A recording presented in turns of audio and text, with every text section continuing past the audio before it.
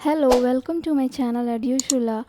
आज इस वीडियो में हम एमपीएस प्रोग्राम के MEd 002 sustainable development issues and challenges book के चैप्टर 2 को कवर करेंगे, जिसका आज पहला पार्ट है। चैप्टर 1 अपलोड हो चुका है। अगर आपने उसे नहीं देखा है तो आप आई बटन पर क्लिक करके उसे भी देख सकते हैं। तो आज का हमारा टॉपिक है introduction.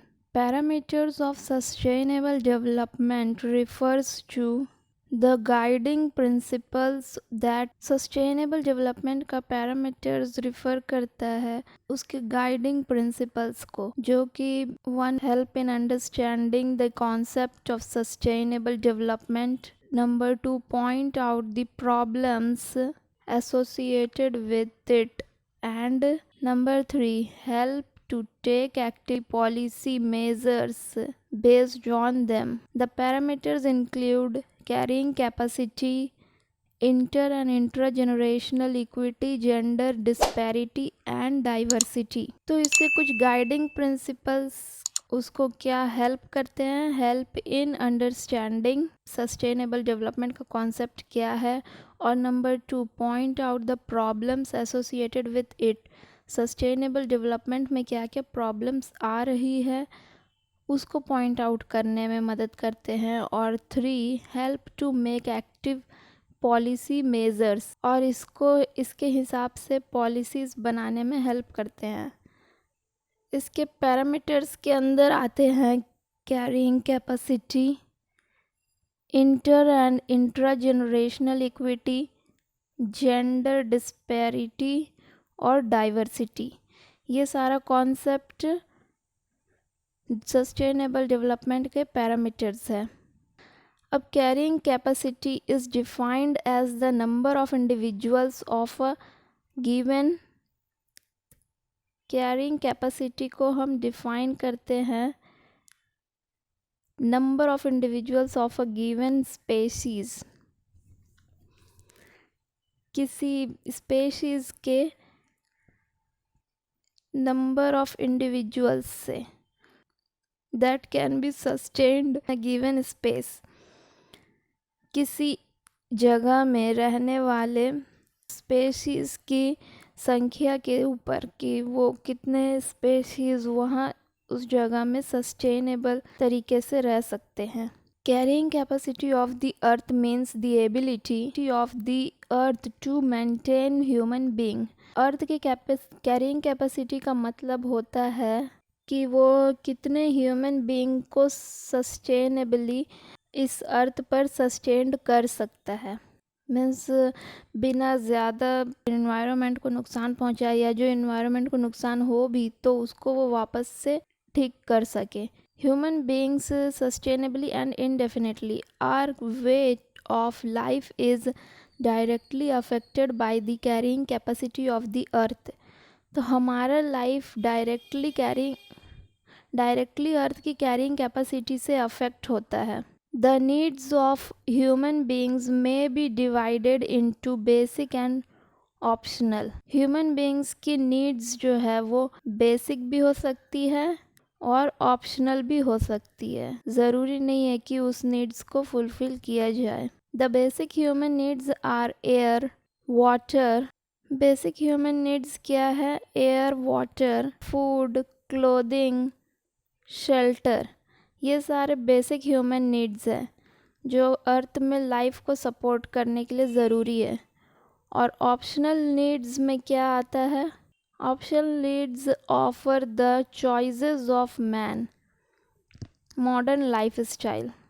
Choices of modern life style optional needs है and mainly comprise of material goods, energy etcetera. जो हमें मटेरियल गुड्स जैसे कार, ये सभी चीज़ें जो है वो ऑप्शनल हैं। ये सब बेसिक नीड्स नहीं है, ये आदमी अपनी खुशी के लिए अपने पास रखता है। The carrying capacity of earth, the distribution of resources to meet the basic and optional needs determines the carrying capacity of the earth. तो ये जो डिस्ट्रीब्यूशन है रिसोर्सेस का, जिसमें कि बेसिक और ऑप्शनल नीड्स को जो फुलफ़िल करने के लिए जो रिसोर्सेस का डिस्ट्रीब्यूशन होता है, वही कैरिंग कैपेसिटी, अर्थ की कैरिंग कैपेसिटी को डिटरमाइन करता है। The distribution is largely unequal in today's world, और ये डिस्ट्रीब्यूशन अनइक्वल है। तो ये डिस्ट्रीब्यूशन जो है वो लार्जली अनइक्वल है आज के वर्ल्ड में। दिस इनइक्वालिटी, इस इनइक्वालिटी को हम, इसका मेन एट्रीब्यूट क्या है, इसके गुण क्या है, टू मैनी थिंग्स इंक्लूडिंग, बहुत सी चीज़ें इसमें आती है, जैसे कि population, government policies, availability of resources, their processing etcetera. ये सभी एट्रीब्यूट्स इनइक्वालिटी को बढ़ाने के लिए आती हैं, जिसको कि हम आगे चल के पढ़ेंगे। We influence the carrying capacity by destroying the forest. तो हम लोग कैरिंग कैपेसिटी को इन्फ्लुएंस करते हैं फॉरेस्ट डिस्ट्रॉय करके, पल्यूटिंग द रिवर्स, रिवर पोल्यूट करके, tapping energy sources, energy sources को जो इनडिस्क्रिमिनेटली, बिना सोचे समझे हम लोग यूज़ करते हैं, इस तरह से कैरिंग कैपेसिटी डिस्ट्रॉय होती है। इन्वायरमेंटल रिसोर्सेज के एक्सेस को जिस तरह से ब्रूटलैंड रिपोर्ट में कंट्रोल्ड वे में यूज़ करने के लिए कहा गया है, वैसा करना ज़रूरी है ताकि हम कैरिंग कैपेसिटी को बचा सकें।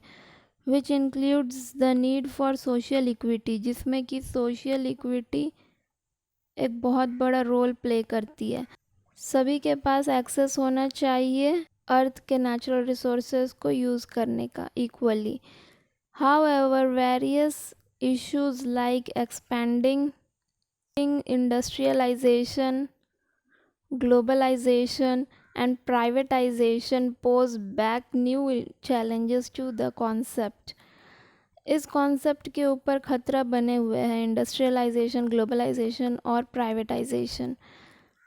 Under this changed scenario, the concept is not just definable within the parameters of equity within generations but between generations। अब आज के इस चेंज्ड सिनेरियो के वजह से हमें ना कि सिर्फ इन पैरामीटर्स को देखना पड़ रहा है हमारे खुद के जनरेशन्स में, लेकिन आने वाली जनरेशन्स के लिए भी हमको इस चीज़ को ध्यान में रखना पड़ रहा है कि उनके पास भी रिसोर्सेज की कोई कमी ना हो। We need to conserve and utilize the resources in such a way that the coming generations are not affected adversely. The importance of women in sustainable development was brought into the forefront in the Earth Summit. When the environment is disturbed, they are the first to notice, but they are the last to be consulted on this issue। तो जब environment के ऊपर खतरा होता है, अर्थ summit में women को importance दी गई और ये कहा गया है कि उनको सस्टेनेबल डेवलपमेंट में सबसे आगे रहना है, क्योंकि जब इन्वायरमेंट को कोई अफेक्ट होता है, they are the first to notice. उन्हीं लोगों के ऊपर ही सबसे ज़्यादा ध्यान जाना चाहिए, लेकिन उन्हीं लोग सबसे लास्ट होते हैं जिनको कि हम लोग कंसल्ट करते हैं। The discrimination against women has been detrimental to the overall developmental process. तो इस तरह से वुमेन के अगेंस्ट डिस्क्रिमिनेशन होता है और इनको पीछे रखना ही हमारे डेवलपमेंटल प्रोसेस की सबसे बड़ी कमज़ोरी है। At the grass roots level, the women is at the pivot of the family.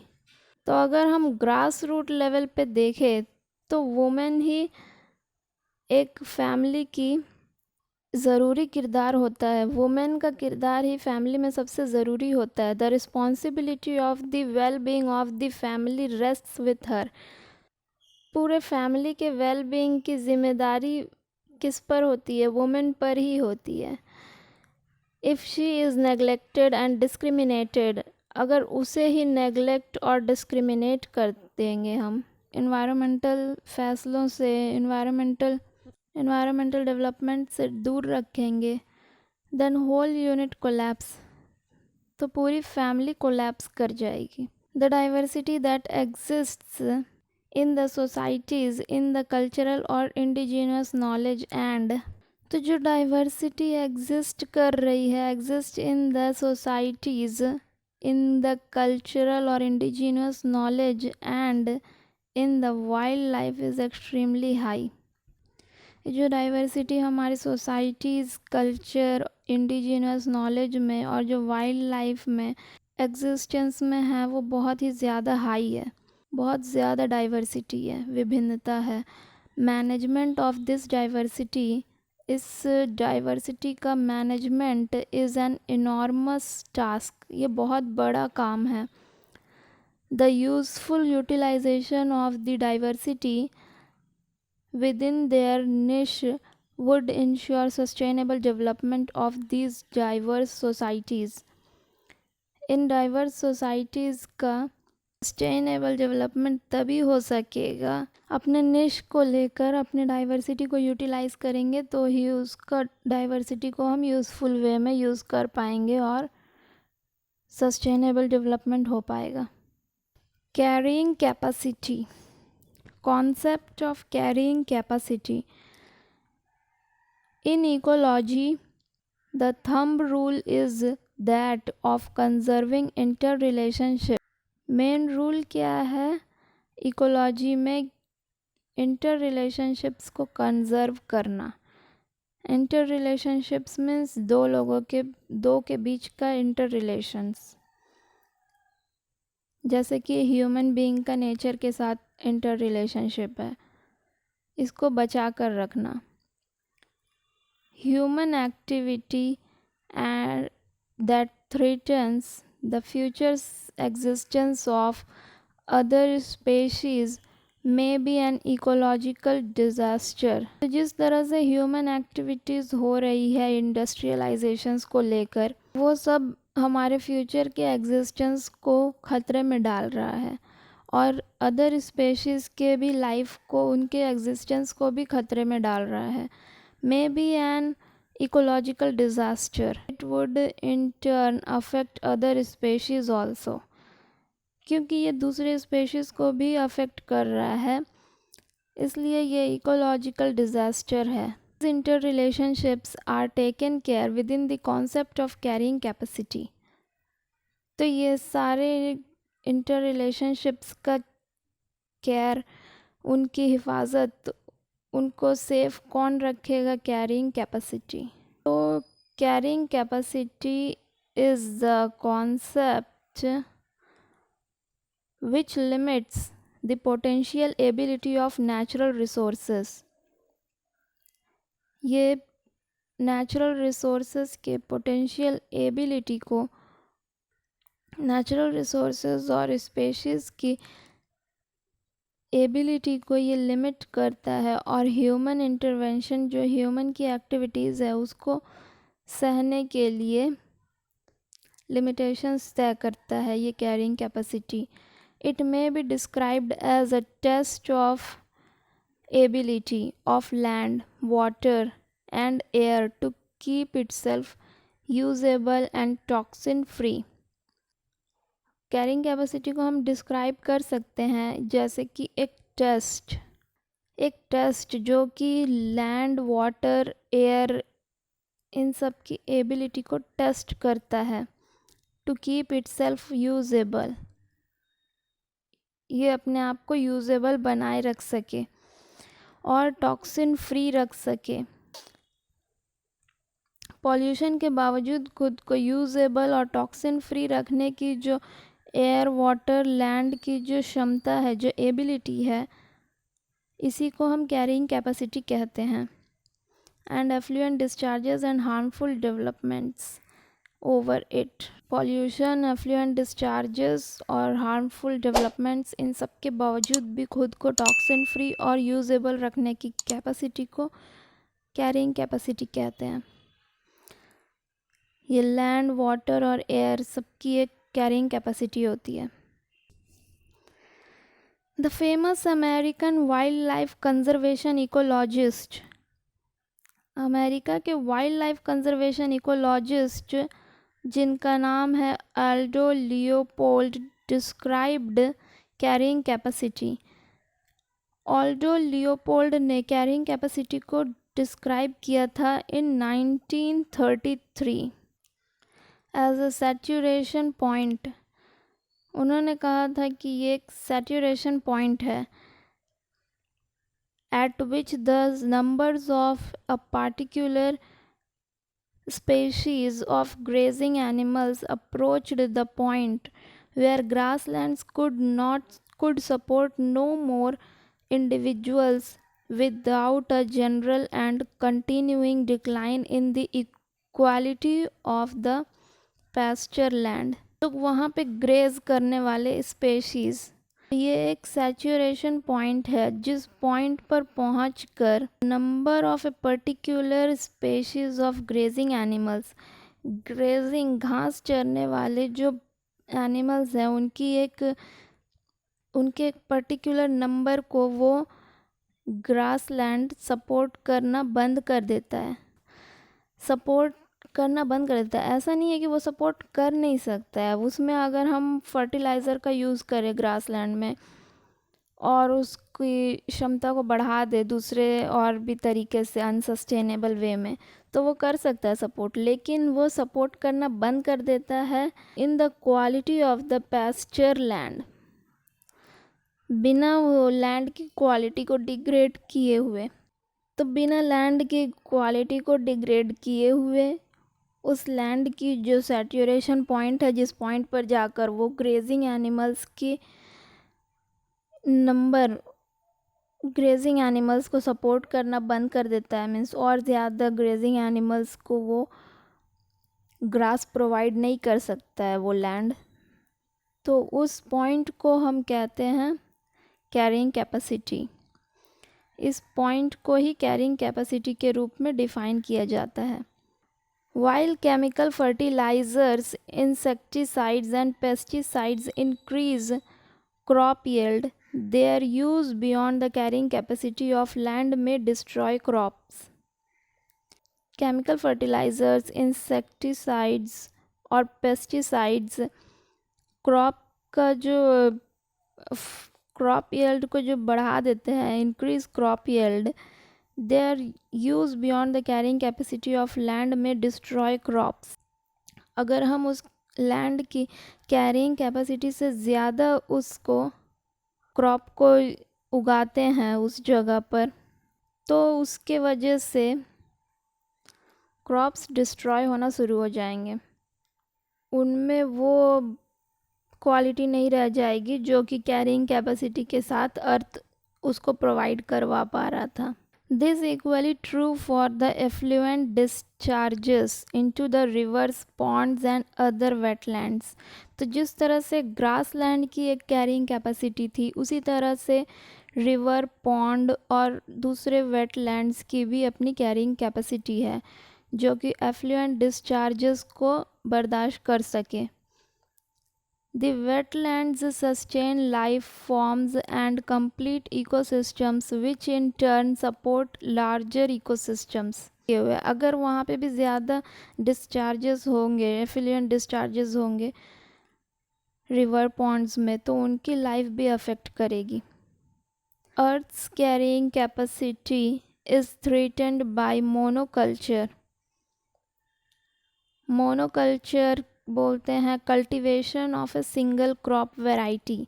पूरे एक लैंड में सिर्फ अगर हम धान की खेती कर रहे हैं तो धान की खेती करना, इसको बोलते हैं monoculture. Pollution, overgrazing, deforestation and urbanisation. तो अर्थ की कैरिंग कैपेसिटी को किन चीज़ों से खतरा है? मोनोकल्चर, ओवरपॉपुलेशन, ओवरग्रेजिंग, डिफॉरेस्टेशन और अर्बनाइजेशन, इन सब से इसे खतरा है। These activities may not be unsustainable in themselves, but the thin line that separates them from being beneficial to mankind and becoming harmful is the environmental recognition of the concept of carrying capacity. Pollution, overpopulation, overgrazing, deforestation, urbanisation, ये सारे activities के वजह से, तो ऐसा नहीं है कि ये सारी एक्टिविटीज़ अनसस्टेनेबल है। These activities may not be unsustainable in themselves but the thin layer, लेकिन वो जो पतली लेयर है उसकी, जो एक इन्वायरमेंट उसको किस तरह से देखता है, ये उसको उस थिन लेयर को सेपरेट करता है, उसको बेनिफिशियल से ह्यूमन बीइंग के लिए हार्मफुल बना देता है।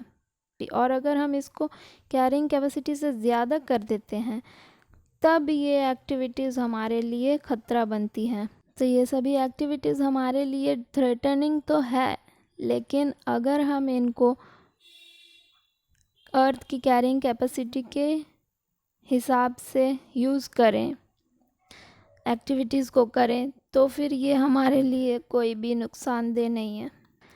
Carrying capacity also refers to the number of individuals. Carrying capacity also refers to the number of individuals who can be supported in a given area within the limits of natural resources and without degrading the social, cultural and economic environment for the present and future generations.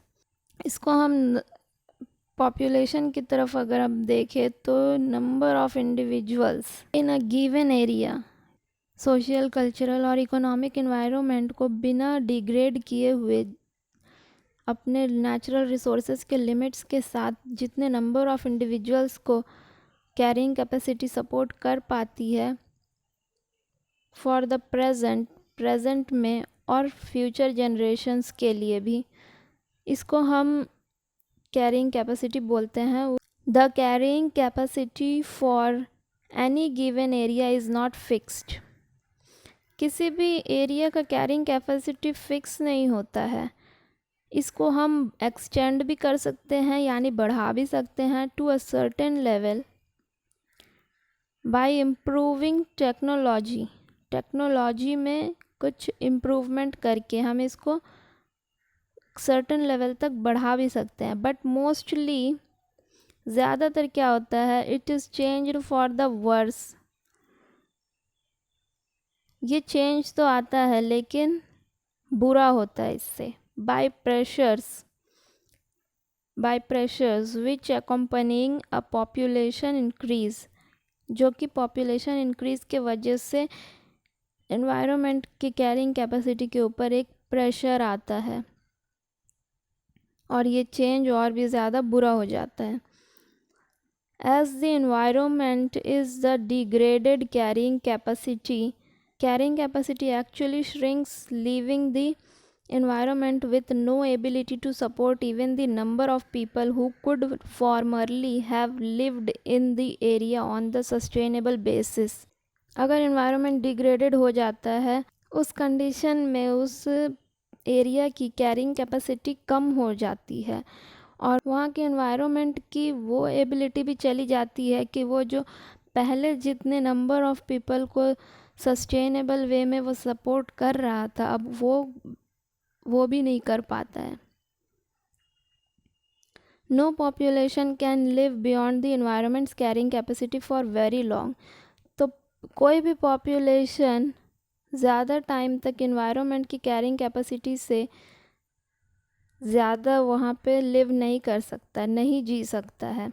The average citizens ecological footprint is assessed by the demands and individual endowed with average amounts of resources like land, water, food, fiber, waste assimilation and disposal.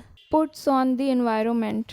Average citizen के ecological footprint को हम इस बात से आंक सकते हैं कि एक इंडिविजुअल को खुशहाल या संपन्न होने के लिए वह कितने average amount of resources like land, water, food, fibre, waste, assimilation और डिस्पोजल का डिमांड करता है एनवायरनमेंट पर। जहां एक डेवलप्ड कंट्री के एक सिटीजन का लैंड रिक्वायरमेंट लगभग 10 से 12 एकर्स है, वहीं एक डेवलपिंग कंट्री के एक सब सहारन कंट्री के एक सिटीजन की लैंड रिक्वायरमेंट 1 एकड़ से भी कम और इंडियंस के लिए लगभग 3 एकर्स है। एक कॉमन इल्यूजन या गलतफहमी है कि रिच कंट्री अपने लिविंग स्टैंडर्ड्स को मेंटेन करने के लिए ट्रांसनेशनल बिजनेसेस के ज़रिए सारे प्रेशर्स को पुअर कंट्रीज़ को ट्रांसफ़र करके अपने रिसोर्सेज की कैरिंग कैपेसिटी को बनाए रखेगा। क्योंकि सब कुछ आपस में जुड़ा हुआ है, इसलिए एक कंट्री का इकोलॉजिकल डिस्ट्रक्शन या इकोलॉजी का नाश दूसरे कंट्रीज़ के इकोनॉमिक इम्पल्शन या आर्थिक गिरावट की तरह दिखाई देता है। इसलिए पॉलिसी बनाने वालों को लैंड एरिया के बेसिस पर नहीं, कैरिंग कैपेसिटी के बेसिस पर सोचना होगा। इसका एग्जाम्पल है यूएस में बेरोक पॉपुलेशन ग्रोथ ने वहाँ की कैरिंग कैपेसिटी को कम कर दिया। इसी तरह इंडिया के अनरेगुलेटेड बिजनेसेस का भी सीधा असर इंडिया की कैरिंग कैपेसिटी पर पड़ता है।